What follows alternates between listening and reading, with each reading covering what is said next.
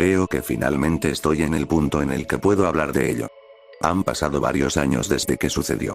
Ninguno de nosotros, ni yo, ni mi amigo, mi hermano, ni el amigo de mi hermano, que también lo experimentó, se lo hemos contado a nadie, y rara vez lo comentamos entre nosotros, pero creo que podría ayudar a escribirlo. Así quizá pueda olvidarlo por fin. Cuando sucedió, era una adolescente que vivía en Cumbria, una región del noroeste de Inglaterra. Concretamente, vivía en el distrito de los Lagos, una zona de excepcional belleza natural, muy rural y muy popular entre los turistas. Imagina cielos oscuros y ondulantes, muros de ladrillo gris y paisajes agrestes, montañas, campos, masas de agua, desplegándose a tu alrededor, y tendrás el distrito de los Lagos. De joven, solía navegar en pleno verano, holgazaneando sobre el bosque moteado bajo un sol abrasador. Escalaba las montañas más escarpadas bajo una lluvia torrencial para contemplar algunas de las vistas más hermosas del planeta. Sé que tuve suerte y nunca intenté ser desagradecida. Pero, de adolescente, siempre sentí una profunda sensación de aislamiento del resto del mundo. Mi familia vivía, y sigue viviendo, en una pequeña cabaña en un pequeño pueblo donde todos se conocen, donde no hay privacidad alguna y ninguna posibilidad de salirse con la suya. Fui a la escuela secundaria local, pero con local me refiero a que tenía que viajar media hora en autobús para llegar, y nuestro pueblo más cercano también estaba así de lejos. Los veranos, en mi juventud, siempre eran largos y solitarios. Por eso fue una suerte increíble que una chica de mi edad se mudara a mi pueblo el verano que cumplí 14 años. Mi familia estaba formada por mis padres y mi hermano pequeño, Tom, quien, cuando yo tenía 14 años y él estaba a punto de cumplir 13, parecía demasiado inmaduro para expresarse con palabras, y pasar tiempo con él solo se presentaba como último recurso. Por un milagro, la chica también tenía un hermano pequeño, y el día que se mudaron, mi madre nos envió a ambos a su casa para presentarnos y llevarles un pastel de menta de Kendal, una especie de especialidad de Cumbria, para quienes no lo sepan. Katie y yo nos hicimos amigas rápidamente. Se había mudado desde Londres después de que su padre falleciera de cáncer, lo que, obviamente, fue una adaptación difícil para ella por varias razones, y recuerdo ser plenamente consciente de que tenía que ser cauteloso con ella. Éramos solo Katie, su hermano Michael y su madre. En cuanto nos conocimos, supe que me caería bien. Tenía exactamente mi misma edad, un estilo genial. El pelo despeinado recogido en un moño, un pequeño aro en la nariz brillando en su fosa nasal, una fascinación para mí, que ni siquiera me dejaban perforarme las orejas, y llevaba una camiseta de un grupo musical del que nunca había oído hablar, cuyo símbolo era una calavera y huesos cruzados.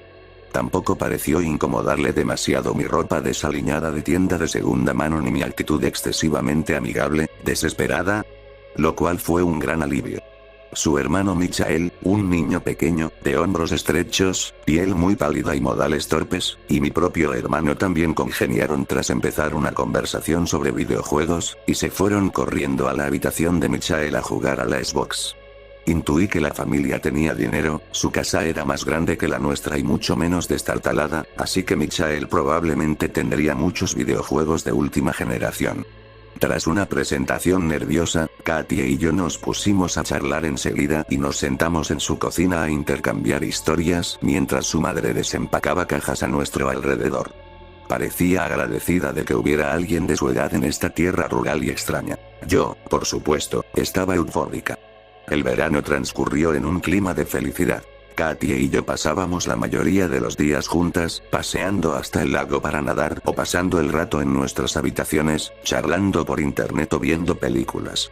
Nuestros hermanos, igualmente, se hacían compañía, y la madre de Katie, que era de la zona, hizo amiga de la mía. Cuando llegó el colegio, Katie y yo íbamos juntas en autobús, y se integró sin esfuerzo en nuestro grupo de amigas, otro gran alivio, ya que me preocupaba que estuviera un poco fuera de nuestro alcance. Dedicaba mucho tiempo a complacerla, asegurándome de que supiera que yo era tan madura como ella, viviendo en Londres, había vivido cosas con las que yo solo podía soñar, y el esfuerzo a veces era agotador. Pero no quería que se marchara y buscara a alguien más interesante. Mi historia empieza en realidad la semana previa a las vacaciones de mitad de trimestre de octubre, cuando a Katie se le ocurrió una idea. Llevábamos casi 4 meses siendo amigas, y recuerdo que estábamos las dos en mi habitación una tarde lluviosa de otoño, viendo una película de terror en el portátil, no recuerdo qué, mientras decidíamos qué regalarle a Katie por su cumpleaños la semana siguiente. Ella había sugerido entradas para un concierto en Londres. Yo, una bomba de baño bastante más económica de una tienda de regalos que nos gustaba a ambas. Mis padres no estaban en casa por alguna razón, así que nosotras estábamos al mando. Cuando la película llegó a una escena particularmente tensa, casi silenciosa, de repente oímos carcajadas provenientes de la habitación de mi hermano, que lamentablemente compartía pared con la mía. Le di un golpe con el pie, diciéndoles a esos pequeños bichos que se callaran. Mi hermano había llegado a una etapa de desarrollo muy problemática, creía yo, donde sus hormonas adolescentes se habían desatado y ya no era el niño dulce, dócil y ligeramente irritante que conocí, sino un monstruo malhumorado, distante y sumamente irritante. Por supuesto, mi patada a la pared no surtió ningún efecto, y después de un par de minutos de amenazar con varios insultos a través del yeso, decidí que simplemente tendría que ir a la casa de al lado y cumplir mis amenazas en persona. Entré en su habitación, de muy mal humor, y me encontré con que estaba en total oscuridad. Hay pocas farolas en mi pueblo, así que cuando digo total oscuridad, es total oscuridad. Frunciendo el ceño, me esforcé por ver en la penumbra, y no oí ni un solo sonido, salvo el zumbido de la Xbox de mi hermano en el suelo. ¿Qué estaban haciendo? Se lo dije a la habitación oscura, pero no obtuve respuesta. Rápido, tan rápido que no estaba segura de haberlo visto, vi una sombra cruzar la habitación como una flecha. Aunque sabía que era mi hermano bromeando, no pude evitar sentir las escenas de la película de terror aún grabadas en mi memoria. ¿Estaba segura de que habían estado en su habitación? ¿No habían ido a dar un paseo por el bosque en algún momento? ¿De verdad habían sido ellos los que se reían? Pensé en esto mientras buscaba a tientas el interruptor de la luz en la pared cuando, de repente, algo me agarró la muñeca de la nada. Otra mano. Grité con fuerza y salí rodando al pasillo, solo para ser recibida por las conocidas carcajadas que habíamos estado oyendo toda la noche. Katie entró corriendo en la habitación y encendió el interruptor, revelando a los pequeños, acurrucados con capas negras en medio de la habitación, como dementores con acné, dando tumbos histéricos. Eso no ha tenido ni puta gracia. Les grité, pero hasta Katie contuvo una sonrisa burlona. La película de terror me había afectado, y mi hermano y su amigo se habían aprovechado al máximo. Los dos chicos seguían arrumacos, envueltos en sus capas, cuando le quité la almohada a mi hermano y les di con ella, lo que solo avivó las risas. Solo intentábamos ser como el viejo Mcreepy, dijo Tom entre carcajadas. ¿Oms? ¿Quién es el señor Mcreepy?, preguntó Katie. Seguro que has oído hablar del señor Mcreepy. Tom abrió mucho los ojos y asintió a su amigo para aclarar lo obvio. Todo el mundo ha oído hablar del señor Mcreepy, suspiró Michael, dirigiéndose a dos personas a las que, evidentemente, consideraba imbéciles. Era el dueño de la granja de maniquíes cerca del pueblo de Colby. Katie y yo nos miramos y nos encogimos de hombros. El pueblo de Colby estaba a 16 kilómetros. No tenía motivos para ir allí y no sabía mucho sobre él. Tampoco sabía nada de una granja de maniquíes. Mató a un montón de gente allí, hace como 50 años, intervino Tom. Era un tipo realmente espeluznante que hacía maniquíes para tiendas, y probablemente otras cosas, y atrajo a todos a su casa haciéndose pasar por una mujer por internet, y luego los mató a golpes con un hacha. Y luego hizo maniquíes con su piel, añadió Michael con alegría. Bueno, voy a hacer una pausa para explicar que no soy fan del terror. No me gustan las historias de miedo, las creepypastas ni nada de eso, y normalmente odio las películas de miedo, y solo vi una esa noche porque no quería parecer un cobarde delante de Katie, a quien le gustaban ese tipo de cosas. Además, era muy probable que mi hermano y su amigo estuvieran mintiendo, y no quería darle más vueltas al asunto. Katie, en cambio, los miraba intrigada. Había un asesino con hacha que vivía a 10 millas de aquí. Sí, y su nombre era señor Mcreepy. No, idiota, suspiró el hermano de Katie. Se llamaba Martin Mcreepy. Es solo su apodo. Inusualmente, Katie dejó pasar el insulto sin hacer comentarios. ¿Cuántos asesinatos hizo?, preguntó. Tom y Michael se miraron, menos arrogantes ahora. No sé. Muchísimo, seguro. Podrías buscarlo en Google. ¿No lo has buscado en Google? No. Lo oímos en la escuela. Me reí, deseando terminar la conversación. Ah, claro. Ya lo oyeron en la escuela, así que debe ser cierto. ¿De verdad pasó?, insistió Michael. Todo el mundo lo sabe. Se acerca el aniversario de su primer asesinato en Iowa. Ah, sí, que haya ocurrido en Iowa lo hace aún más creíble. Levanté las cejas, las dejé así y volví a mi habitación, intentando quitarme una extraña sensación de malestar en el estómago. A pesar de toda mi bravuconería, una parte de mí, una pequeña parte, presentía que tal vez dijeran la verdad. Algo había sucedido en ese pueblo, hacía mucho tiempo. No creía que hubiera sucedido como lo describían, pero el nombre me sonaba. La imagen de los maniquíes estaba nítida en mi mente. Podía imaginar a mis padres desayunando, hablando en voz baja, con las palabras Colby, asesinato y tontos brotando de sus labios, cuando creían que no podía oírlos.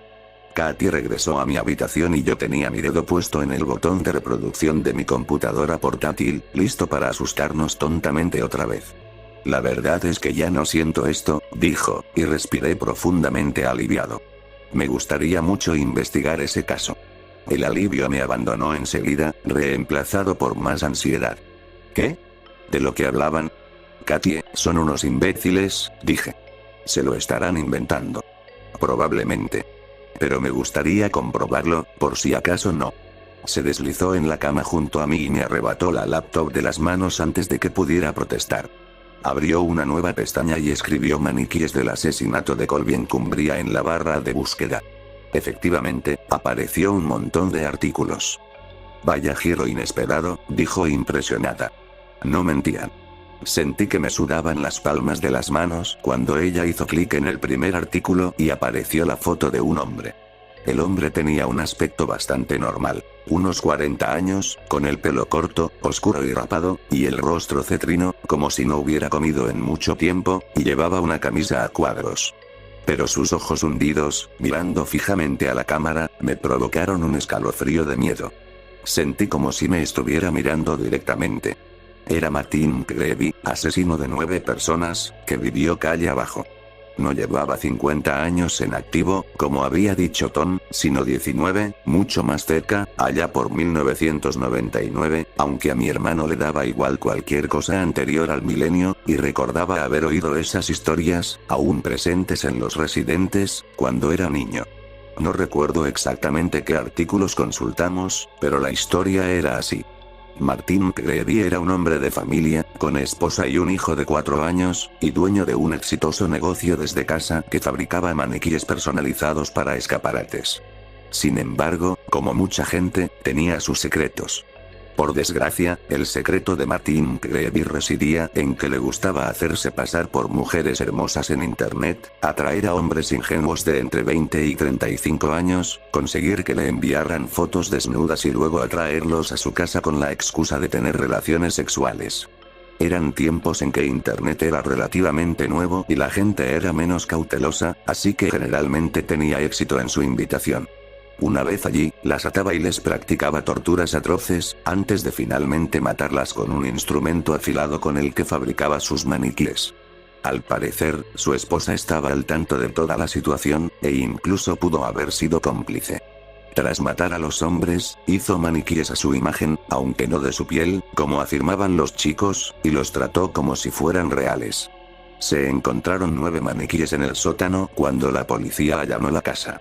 Una vez que McGreevy se convirtió en sospechoso de las desapariciones, se disparó con un revólver, junto con su esposa y su hijo. Murió antes de que pudieran esposarlo. Creo que la mayoría de la gente, después de leer esto, y de leer los detalles escabrosos, como hicimos nosotros, que no voy a relatar aquí, cerraría la laptop y quizás se pusiera a vomitar tranquilamente. La curiosidad de Katy, en cambio, se despertó. Quería saber más. Llamó a los chicos, quienes dijeron que, aunque habían oído versiones exageradas de esta historia en la escuela, la anécdota de la piel humana, por ejemplo, era básicamente la misma historia que conocían, y que realmente había sucedido en una granja cerca del pueblo de Colby. Bueno, eso es una barbaridad, dije. Esos hombres murieron a manos de ese psicópata. Ojalá se pudra en la cárcel. ¿Por qué dijiste que actuabas como Martin McGreevy cuando te pusiste las capas? Preguntó Katie. Porque eso era lo que solía hacer. Su esposa los dejaba entrar, y luego él bajaba al sótano. Acechaba a sus víctimas, con la misma ropa con la que vestía a sus maniquíes, y luego se abalanzaba sobre ellas antes de que pudieran hacer nada. ¿Cómo podría alguien saber eso? Pregunté. Su esposa sobrevivió al tiroteo. Confesó todo a la policía. Sigue viva hoy, en prisión, me dijo Michael. Katie preguntó si todavía vivía alguien en la granja. Lo último que supe es que estaba abandonado, dijo Tom. Dicen que su fantasma aún ronda por las habitaciones, buscando a más gente para matar. Ambos empezaron a brincar por la habitación, balanceando los brazos y aullando. Seguramente, a los 13 años, eran demasiado mayores para esto. Miré a Katie con una expresión de exasperación, pero en cambio, ella sonreía. Había asimilado la noticia de la casa abandonada sin hacer comentarios, aunque pude ver cómo su expresión cambiaba. Sus ojos oscuros parpadeaban mientras formaban un plan. No sabía si esto te pasaba después de sufrir un duelo de joven, pero mi amiga parecía estar extrañamente fascinada por el lado oscuro de la vida. La muerte, la tortura, la destrucción, el abandono. Era, y es, una parte de ella que me cuesta aceptar, siendo sincera, pero intento comprender que probablemente se deba a que sufrió un trauma infantil. No me gusta pensar que alguien pueda interesarse en estas cosas solo por el gusto de hacerlo. Después de que se fueron, ella se volvió hacia mí, con un destello de sonrisa jugando en sus labios. Ya sé lo que quiero para mi cumpleaños, sonrió. En ese momento supe lo que iba a decir, y el miedo me recorrió como la sangre. Aún así, necesitaba actuar con indiferencia. En la adolescencia, la imagen es lo único que importa. Quiero ir a explorar la granja de maniquíes, dijo mi amigo. Sonreí sin comprender. Fue absurdo. Nuestros padres iban a una cena en el pueblo de al lado, donde probablemente estarían fuera hasta la medianoche. Esa fue la noche que elegimos, ya que nos daba tiempo de sobra para ir y volver. Desafortunadamente, en medio de nuestra planificación, mi hermano menor escuchó y amenazó con revelar todo a menos que le permitiéramos a él y a su amigo endeble acompañarnos. Lo arruinarán todo. Les gritó Katie la noche antes de irnos, la víspera de Halloween, la noche antes de su primer asesinato, otra cosa en la que, sorprendentemente, mi hermano había acertado. Acabarán contándoselo a los adultos. No lo haremos. Insistió Tom. Solo se lo diremos si no nos dejas venir. Anda, fuimos nosotros quienes te lo contamos. Ve con tus amigos, dijo Katie. Seguro que todos irán en masa si esta historia es tan famosa. Que sepamos, nadie ha estado ahí arriba, dijo Michael. Está vallado. Es muy difícil entrar. Me dio un vuelco el corazón. Esperaba que esta información la desanimara. Solo la reafirmó en su deseo de entrar a un lugar donde otros no habían entrado. Finalmente, llegaron a un acuerdo. Los chicos nos acompañarían si nos ayudaban a encontrar la entrada. Nos estrecharon la mano. Nos ofrecieron saliva. Después la tiraron. Estábamos listos. Partimos después de que nuestros padres se fueran a su cena, bajo el manto de la oscuridad. Katie llevaba una mochila encima del abrigo llena de linternas, un mapa y, lo más preocupante, incluso un cuchillo. Por si nos metemos en algún lío, dijo.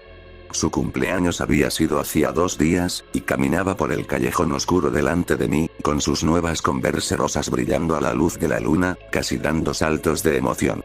Mi corazón estaba a punto de estallar. Los chicos también habían empacado provisiones. Una navaja, porque nunca se sabe, dijo mi hermano, y un poco de cuerda, por si tenemos que escalar alguna pared. El lugar era una granja abandonada, no una prisión de máxima seguridad, pero no dije nada. El pueblo de Colby era muy bonito, salpicado de cabañas con techo de paja y una antigua iglesia del siglo XIII enclavada en un parque. Recorrimos las calles con cuidado, para no parecer sospechosos, y nos acurrucamos bajo una farola para consultar el mapa. Teníamos que seguir Church Lane, saliendo del pueblo, hasta pasar un camino a nuestra izquierda que decía Pitcote. Si caminábamos 1,5 kilómetros por el camino, llegaríamos a la granja. Al menos, eso le había dicho un amigo de Tom en el colegio. Solo podíamos ver el primer tramo del camino en Google Maps. La noche era muy oscura y hacía un frío cortante. Mientras caminábamos por el camino, sacamos nuestras linternas, y cada vez había menos coches. Finalmente, nos vimos inmersos en oscuras extensiones de tierra de cultivo, y no oíamos nada más que el ulular de un búho a lo lejos y algún ruido lejano del ganado. Me ajusté bien el abrigo. El miedo empezaba a apoderarse de mí. Ni siquiera me daba tanto miedo la granja en sí, ni la leyenda del fantasma de Martin Creevy. Me daba más miedo quien pudiera estar viviendo allí ahora. Éramos 4 niños vulnerables en un camino oscuro y solitario. Podríamos estar poniendo en grave peligro. El cartel de madera blanca que decía Pitcote brillaba como un espejismo bajo nuestras antorchas. Mi hermano se detuvo, mirándolo fijamente. Quizás deberíamos regresar, dijo, nervioso. Katia y Michael se giraron para mirarlo como si se hubiera vuelto loco. No sé si es buena idea. Me quedé asombrado. De los 4, Tom y Katia habían sido los que más insistían en ir. Katia y Michael me miraron fijamente, como diciendo, es tu hermano, ocúpate tú de él. Vi el miedo en los ojos de Tom y la irritación en los de Katia. Tenía que elegir. O vienes con nosotros o esperas aquí, dije con todo el coraje que pude reunir. No vamos a volver atrás. Vi a mi amigo sonreír de placer, y la expresión de Tom se endureció. Ya voy, dijo, malhumorado. Solo quería saber si alguien más quería regresar. Caminamos con dificultad por el sendero cubierto de hojas, con el barro llenándonos los zapatos. Pensé fugazmente con alegría que las preciosas Converse nuevas de Katie se estarían llenando de barro, pero luego lo reprimí por culpa. A veces envidiaba su riqueza, y luego recordaba que al menos aún tenía un padre. Vimos un edificio que se asomaba a lo lejos. Sorprendentemente, al llegar, fue muy fácil entrar. La valla que lo rodeaba era de madera y no era alta, así que simplemente la escalamos y llegamos al otro lado sin ningún problema. No entendía de qué hablaban mis hermanos. La casa de campo era de 2 plantas, con árboles que se cernían sobre ella como jorobados, las ventanas tapiadas, dándole un aspecto vagamente monstruoso, con paneles metálicos como ojos. Iluminamos la propiedad con la linterna. El camino de entrada estaba cubierto de hojas. Obviamente, no había coches dentro, y no pude ver ninguna luz encendida en la casa. No es que lo esperara, por supuesto, pero no pude evitar pensar que quizás había gente agazapada dentro, y la falta de luz me tranquilizó. El lugar estaba claramente desierto, una reliquia fantasmal del pasado. El viento arreciaba y cerré los ojos, deseando que nos alejáramos de allí. Bueno, lo logramos, dije. ¿Volvemos ya? Katie me miró como si estuviera loca. ¿Qué? ¿Volver? Vamos adentro. Las palabras no me sorprendieron, pero aún así sentí toda su fuerza. Vamos adentro. La puerta principal cedió con facilidad. Estaba podrida y se caía de las bisagras. Dentro, la casa olía a humedad y moho. Recordaba que la casa de mi abuela olía así cuando entramos después de su muerte, porque había dejado de cuidarla bien y se negaba a encender la calefacción. La habitación en la que nos encontrábamos era un pasillo, con puertas alineadas en cada pared a nuestro alrededor, una escalera descompuesta hacia la pared del fondo. Lo que no esperaba era que todavía hubiera muebles en la casa. Una mesa auxiliar estaba junto a la puerta principal. Un cuadro de un jarrón con girasoles estaba torcido en la pared. Objetos hogareños entre la tierra, recordando a cualquier visitante cómo era el lugar, mientras que el suelo acumulaba más hojas y barro. El papel pintado se estaba descascarando y estaba manchado de grafitis. Me pregunté si la clase de gente que había escrito esos grafitis estaría pensando en acompañarnos esta noche, y me sentí un poco mal. Alumbré con mi linterna y vi los números 666 garabateados en rojo en el antiguo papel tapiz floral. Me di cuenta de que probablemente este sería el lugar perfecto para traficar drogas. Cumbria era un lugar aburrido para crecer, y por eso el tráfico de drogas estaba en auge. Los adolescentes simplemente no tenían nada más que hacer. Vamos a separarnos, dijo Katie, las 3 palabras más temidas del inglés. Chicos, suban. Exploraremos aquí abajo. Rebuscaremos en el sótano. Sus ojos brillaron al oír esto. Vi que Tom no parecía muy cómodo, pero asintieron y subieron las escaleras, mientras yo la seguía dócilmente. Empujó una de las puertas a nuestra izquierda y entramos en la habitación. Sentía los pies como si pisaran linóleo. Estábamos en lo que antes era una cocina o un baño. Juntos, iluminamos con nuestras linternas. Entonces nos quedamos paralizados. Una mujer estaba de pie en la cocina, de espaldas a nosotros. Estaba de pie sobre un espacio donde probablemente solía estar la estufa, con un atuendo tradicional de los años 50. El pelo recogido, un delantal floreado y una falda vaporosa. Cada fibra de mi cuerpo me decía que corriera. Pero estaba clavada en el sitio, mirando a esta mujer extraña y rígida, que no se había movido al entrar en la habitación. Extendí la mano a mi amiga, pero ella estaba a punto de acercarse, haciendo crujir una ramita bajo su pie. La mujer seguía inmóvil. No podía apartar la vista de ella. ¿Por qué no se daba la vuelta? ¿Qué le pasaba? Katie, algo anda mal aquí. ¿Hola? Gritó Katie con dulzura. ¿Hola? Se acercó aún más a la mujer y le dio un codazo en el hombro. No pude hablar, esperando a que se diera la vuelta. ¿Qué aspecto tendría? Es un maniquí. Exclamó mi amigo con la boca abierta. Por supuesto. ¿Qué? Me acerqué también y, al acercar la linterna, me di cuenta de que efectivamente era un maniquí. El pelo estaba demasiado tieso. El cuello, demasiado blanco. Me acerqué lo suficiente para ver el otro lado y, lo más horroroso, la criatura no tenía rostro, ningún rasgo aparte de una gran sonrisa dibujada con lo que parecía crayón. El resto era solo un lienzo blanco y en blanco. Una figura sin ojos. Jesucristo, dijo Katie. Iluminé un poco más con la linterna y me di cuenta de que en el suelo, en el lugar donde debería haber estado la estufa, había una sartén sobre la tierra con 2 huevos fritos de plástico y una salchicha dentro, del tipo que se le da a un niño. Ella está cocinando, dije. Claro, Greavis se ganaba la vida haciendo maniquíes. Pero ¿por qué había uno en casa ahora, después de tantos años? ¿Se trataba de una broma pesada de unos bromistas? Katie y yo nos miramos, sin saber si reír o llorar. El grito que se oyó al otro lado de la casa nos indicó que no hacíamos ninguna de las dos cosas. Corrimos hacia el ruido que venía del piso de arriba y encontramos a nuestros 2 hermanos acurrucados en uno de los dormitorios, señalando la ventana tapiada. Nos acercamos y encontramos una cama pequeña, o lo que quedaba de cama, aunque estaba podrida y apestaba, con el chupete de un niño acostado. Este maniquí era más detallado que el de la cocina. Tenía una cara tallada, nariz y labios. Alguien incluso le había pegado en la frente 2 de esos ojos saltones que se compran para manualidades, lo que daba la extraña impresión de que estaba acostado en la cama con los ojos bien abiertos. Sobre la cabeza tenía una mata de pelo rizado. ¿Qué cojones es esa cosa?, preguntó mi hermano. Le temblaba la voz. Bueno, es un maniquí, ¿qué te parece?, dijo Katie. También hay uno en la cocina. ¿Hay más de ellos? Mi hermano estaba perdiendo la cabeza. Me sentí un poco avergonzado, para ser sincero. Michael permaneció tranquilo y sereno, con la mirada fija en la cosa en la cama y la cabeza ladeada como si estuviera viendo una rareza científica. Ya me harté, dijo Tom. Este lugar es demasiado raro. Obviamente es solo una broma, dijo Katie. Probablemente alguien lo hizo para asustar a niños estúpidos como nosotros y que se vayan del lugar. O serán alguna de esas groupies de asesinos en serie, intentando recrear la casa familiar.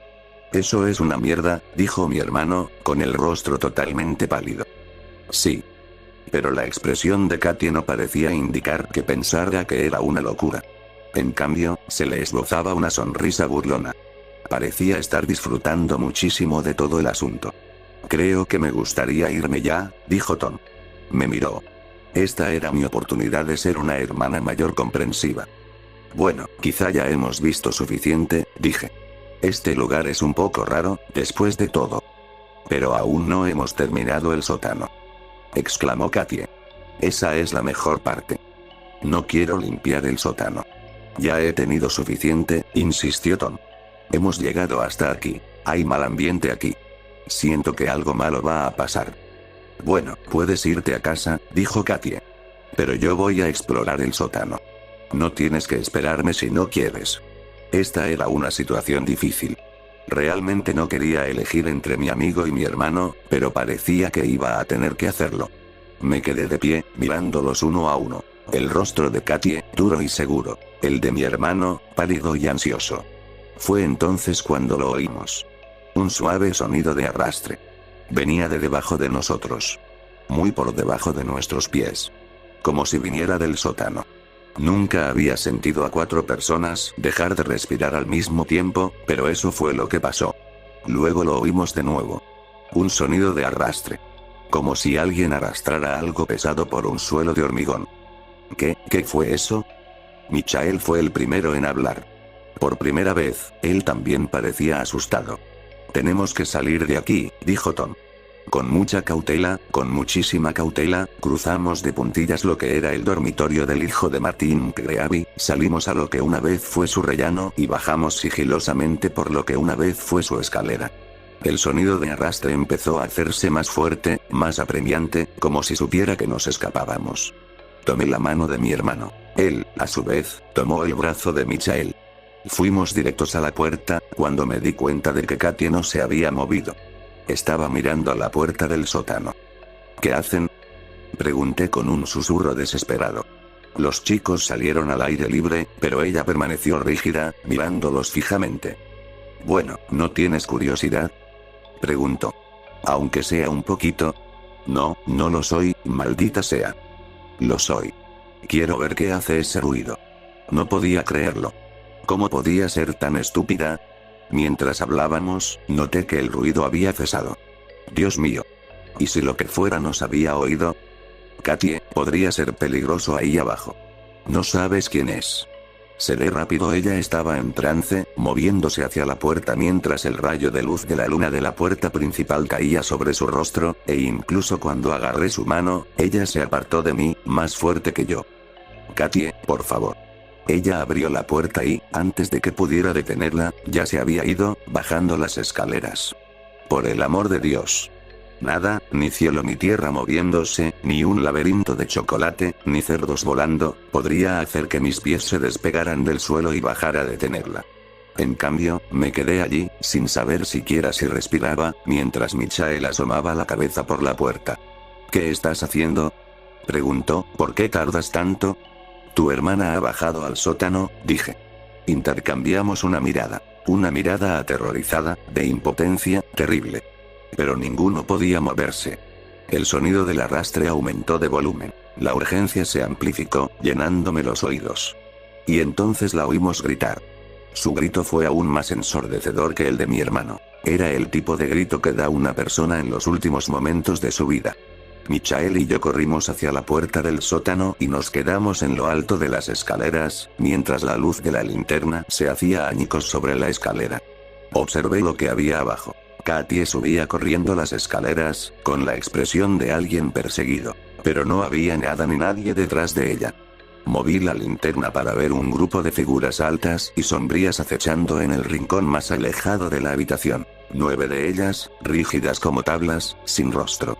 Sentí que se me paraba el corazón, pero no entendía por qué estaba tan asustada. Solo eran maniquíes, como los del resto de la casa. Y entonces uno de ellos se movió. Tud, los pasos de Katie resonaron en los últimos escalones y nos empujó con todas sus fuerzas hacia la puerta, de vuelta al pasillo. Sal de aquí, gritó, sal de aquí ahora mismo. No nos lo hicieron repetir. Salimos corriendo por la puerta, por el camino de entrada, hacia mi hermano, que también corría. Corrimos hasta la valla, la trepamos, perdimos mochilas y zapatos y nos raspamos las extremidades en el proceso, pero no nos importó, porque lo único que sabíamos era que corríamos lejos de ese lugar, de ese ruido y de esas horribles figuras. No sé qué me impulsó a hacerlo. Incluso ahora, al recordarlo, no estoy seguro de si fue real. Probablemente fue la histeria. Pero estoy segura de que cuando miré hacia atrás, y solo miré una vez, mientras me retorcía en la valla, vi otra figura de pie en la puerta. Otro maniquí, una niña esta vez, de unos 14 años. Su único rasgo era una boca dibujada, abierta de terror, y su brazo largo y huesudo se extendía hacia nosotros, señalándonos. Calzaba unas Converse rosas. No miré atrás 2 veces. Katie nunca me contó lo que le pasó en el sótano ese día. Nunca se lo contó a nadie. De hecho, se negaba a hablar del incidente y se enfadaba mucho cuando lo mencionábamos. Una vez le pregunté si había visto las figuras en el sótano, como yo, aunque nunca mencioné al maniquí con las Converse. Se negó a hablar conmigo. Su gusto por el terror se desvaneció. Nunca volvió a sugerir que saliéramos a explorar. A veces, Tom y yo hablamos de ello. Intentamos hacer una broma sobre todo el asunto, debieron ser unos bromistas retorcidos, diríamos, pero en el fondo, todavía nos da miedo, y nunca más he podido ir a ningún sitio donde haya maniquíes, lo que, como te puedes imaginar, dificulta la vida en unos grandes almacenes. No sé por qué alguien decidió poner esas cosas allí. No sé si eran maniquíes hechos por el propio Mpegreavi o si los trajeron después de su muerte, y no sé cómo supieron que uno de nosotros llevaría zapatillas rosas. Hacerse esas preguntas significa ahondar en el horror de aquella noche. Nunca he vuelto a la granja. Katie y yo perdimos la amistad cuando fuimos a la universidad, aunque seguimos en contacto de vez en cuando, incluso después de que se mudara del pueblo. Sin embargo, Michael y Tom siguen siendo muy unidos. Tom dice que Michael incluso volvió allí hace un año, esta vez a plena luz del día, para grabar, estudiaba cine en la universidad. Dijo que no encontró ningún maniquí y que todos los muebles también habían sido saqueados. Sin embargo, la puerta del sótano estaba cerrada con llave cuando entró. Lo que fuera que acechaba entre las sombras estaba oculto. Y lo que Katie vio esa noche, si vio lo mismo que yo, o quizás algo peor, estaba oculto, y solo podemos dejarlo para que tú y yo especulemos.